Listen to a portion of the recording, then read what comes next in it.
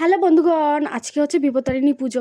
সকাল থেকে রেডি তো হয়েছি আর পুজোর সব কিছু জোগাড়ও করেছি, কিন্তু টেনশনে আছি যে কি করে পুজোটা দেবো, কারণ সকাল থেকে পড়ছে বৃষ্টি।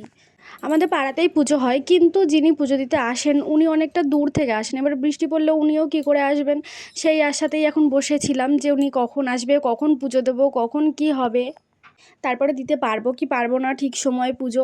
আর এটা ফার্স্ট বারের পুজো ছিল, মানে বিপত্তারিণী পুজো দুবার হয়, একটা শনিবার একটা মঙ্গলবার। তো এটাও টেনশনে ছিলাম যে এইবারের পুজোটা যদি না দিতে পারি তো পরের পুজোটাও হয়তো দিতে পারবো না, এটা মেয়েরা হয়তো বুঝবে।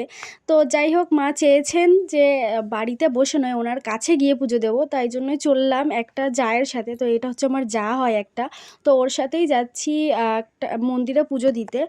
যাই হোক, বৃষ্টি মাথায় নিয়ে পুজো দিতে গেলাম, তো খুব শান্তি মতো ভালোভাবেই পুজোটা হলো, তারপরে বৃষ্টিটা থেমেও গেল।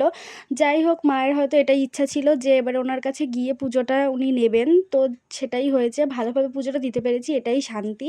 কারণ আগের দিন থেকে সমস্ত কিছু সব জোগাড় করা, উপোস থাকা অনেকটা চাপের ব্যাপার।